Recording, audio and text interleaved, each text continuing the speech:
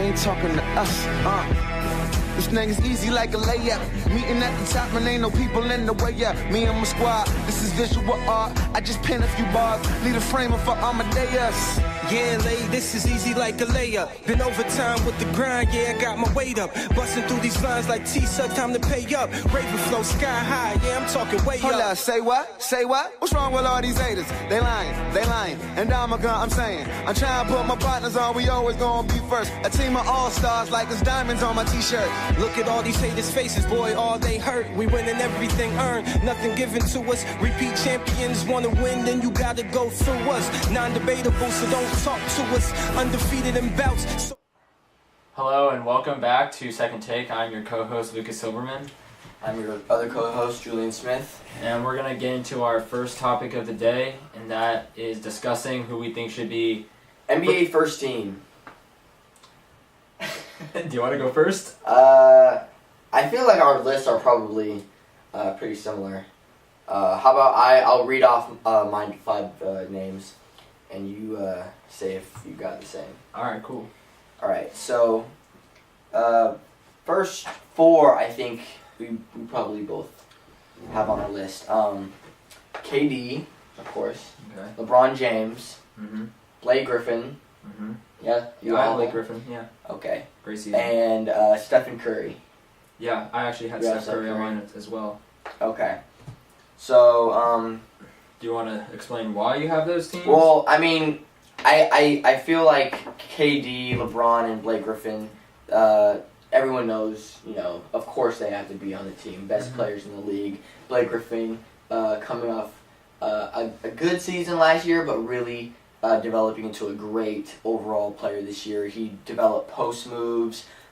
He's just a totally different player out there. I just see a totally different person. I think that has a lot to do with Doc Rivers, knowing what needed to come from Blake Griffin, what he needed to give to the team, what he wasn't giving. And he blew up as 3rd in the voting for MVP. So no surprise there that he will be on that first team.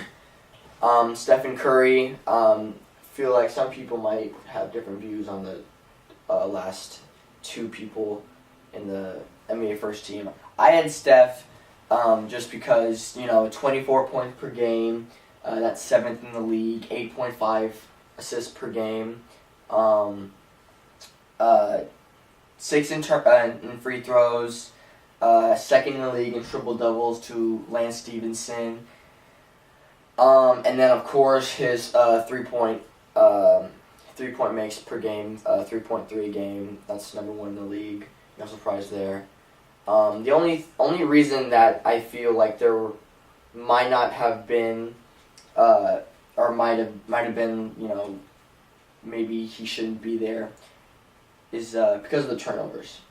I feel like he was 2nd in the league, I think, in turnovers to John Wall. Or no, to Westbrook. No. John Wall? Yeah, I think John Wall.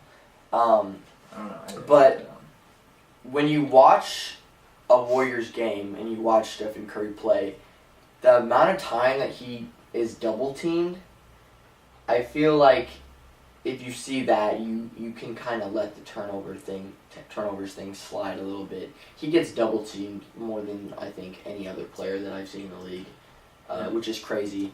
But, the way he shoots the basketball, the way he can dribble around players, the way he can, get to any spot on the floor, it makes sense why he gets double teamed. Especially because he's small, too, so you can kind of collapse on him.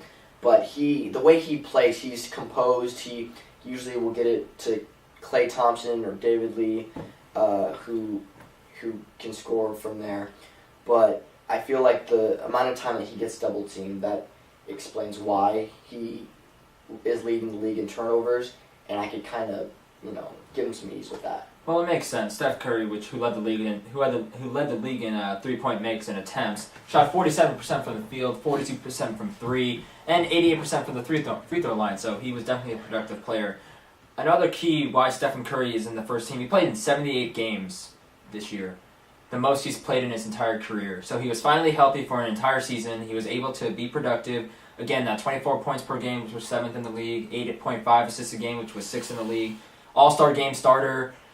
Had a terrific season, as well as Blake Griffin. I agree he should be on as far as the center on the team on the first team NBA. 6th in the league in scoring, nearly a double-double at 9.5 boards a game. Led the Clippers, who were without Chris Paul for some time, JJ Redick for some time. Again, got 3rd in MVP voting.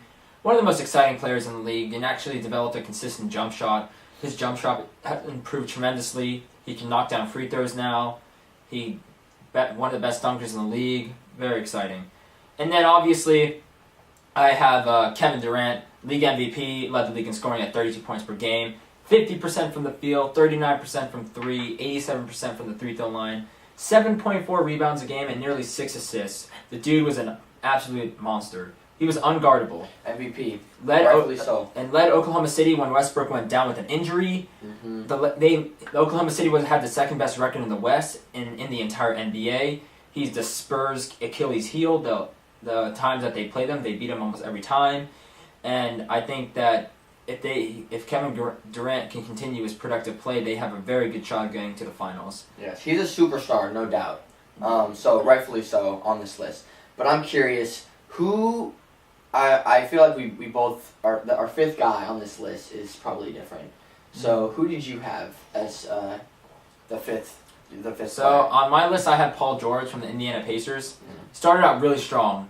The Indiana Pacers had one of the best records in the league. He's a phenomenal defender. Leads that team in one of the best defenses in the league. Led the Pacers to the best record in the Eastern Conference, and might have had the best if they hadn't stumbled at the end of the season. I'll give him that.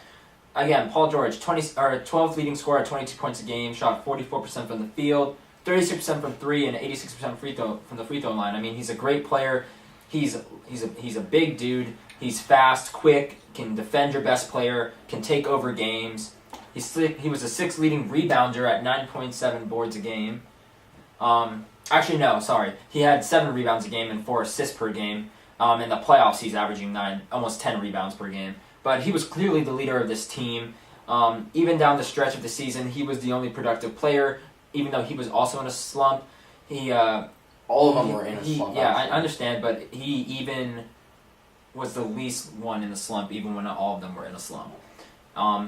So that's who I have. I have him as my shooting guard. I have my point guard, Stephen Curry, shooting guard, Paul George, small forward, Kevin Durant, power forward, LeBron, and center, Blake Griffin. So I'm curious, who is your 5th? I'm going to go with the 4, Kevin Love. Okay. Kevin Love was my 5th player. I feel like people didn't give Kevin Love enough credit. I understand that he was on a team that wasn't very successful this year, but I mean, you have to understand that the West is a tough conference to be in. They would have made the playoffs if they were in the East, but Kevin Love, 3rd in rebounding, 4th in scoring, 65 double-doubles in the season. That's most of any player by a lot. Blake Griffin, other superstar on this list. Not 65. Or Kevin Love had 65 double doubles. I think it was like, Blake Griffin had 43 double doubles, so 20 more than that. I just feel like people don't give Kevin Love enough credit. Kevin Love is a superstar player on a very bad team. He has no support whatsoever. He's doing things on his own, and he is thriving. He is getting rebounds. He is scoring. He is literally doing it all. He can shoot from anywhere on the court. There's no other player in the league that is like Kevin Love, and he is playing at a superstar level. So I have to put him on here. The only reason that I wouldn't and everyone else won't is because of the record of the Timberwolves. They did not make the playoffs. They weren't a great team at all. But Kevin Love, he was the reason why they were as good as they were. They could have been a lot worse. So, Kevin Love.